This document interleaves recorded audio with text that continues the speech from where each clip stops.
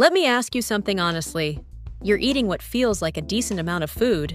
You're staying active, maybe even more disciplined than you were in your 30s. But something still feels off. You're losing strength. Your body composition is shifting. And no matter what you do, it's harder to hold on to the muscle you once had. Here's what almost nobody tells you. The problem might not be your workout. It might not even be your calories. It's your protein. And after 40, the rules have completely changed. Welcome back. If you're in your 40s, 50s, or 60s, this video was made specifically for you. Today, we're going deep on one of the most misunderstood topics. In health after midlife, protein. How much you actually need, why your body starts ignoring the protein you are eating, and the specific strategies that can help you hold on to your muscle for decades to come. This isn't bro science. Everything we cover today is grounded in peer-reviewed research. And I'll keep it practical, because information without action is just trivia. Let's get into it. Part 1. The silent thief. What happens to your muscle after 40? Here's a term you need to know, sarcopenia. It's the gradual age-related loss of muscle mass and strength, and it begins earlier than most people think. Research shows that after age 30, adults can lose anywhere from 3 to 8% of their muscle mass per decade. After 60, that rate accelerates. By the time many people reach their 60s, they've lost 10, 15, even 20% of the muscle they had at their peak, often without realizing it, because fat can quietly replace the space muscle once occupied. And why does this matter beyond how you look in the mirror? Muscle is your metabolic engine. It regulates blood sugar, protects your joints, keeps your bones dense, and is one of the single, strongest predictors of how long and how well you live. Less muscle means a slower metabolism, higher injury risk, greater fall risk as you age, and a harder time recovering from illness. Sarcopenia isn't just an aesthetic issue, it's a longevity issue. Part 2. The protein paradox. Why eating enough isn't enough anymore. Here's where it gets interesting. Most governments around the world recommend roughly 0.8 grams of protein per kilogram of body weight per day. That's the RDA, the recommended dietary allowance. The problem? That number was calculated to prevent deficiency.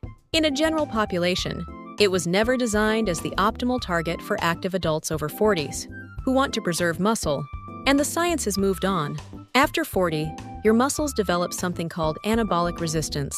They become less responsive to the protein signals that used to trigger muscle repair and growth. Think of it like a lock that's harder to turn. You need more of the key to get the same result.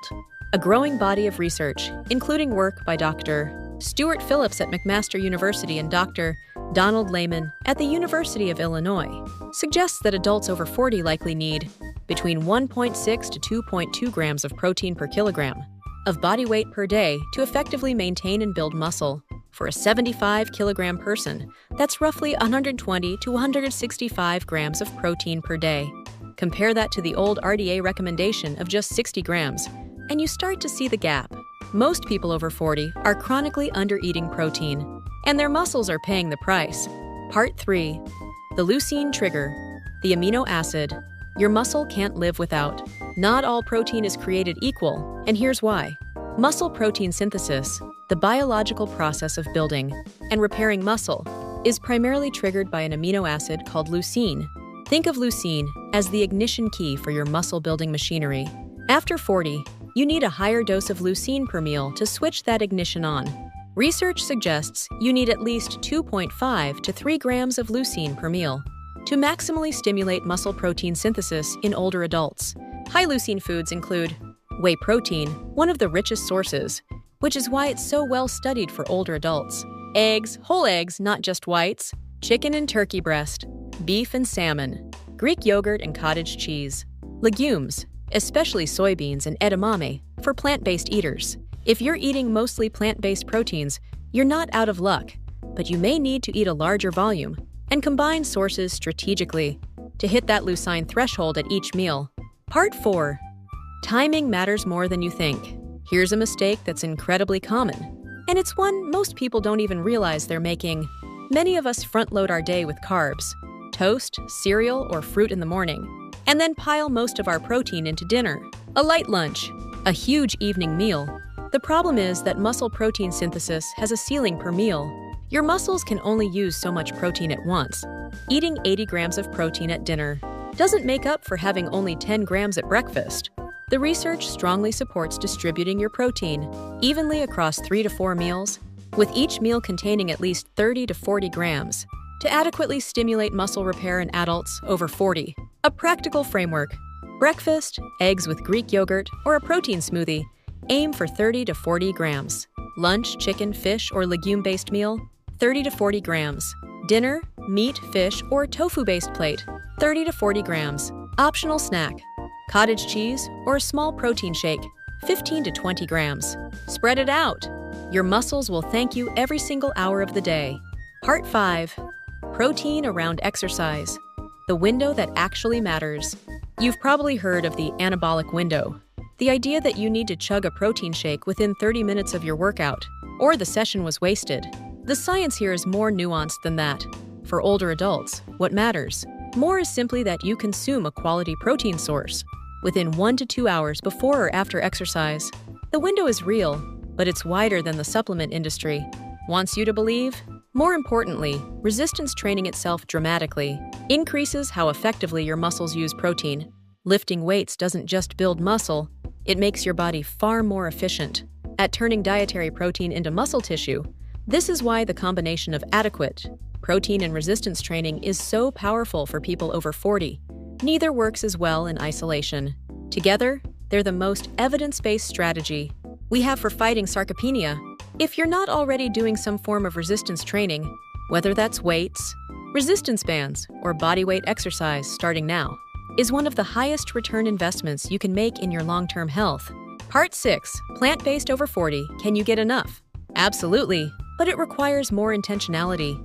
Plant proteins are generally considered incomplete proteins, meaning they're lower in one or more essential amino acids, and they tend to have lower leucine content per gram. To offset this, plant-based adults over 40 should 1. Eat a wider variety of protein sources: legumes, tofu, tempeh, edamame, quinoa, hemp seeds, nutritional yeast. 2. Eat more total protein, closer to the higher end of the 1.6 to 2.2 gram per kilogram range. 3.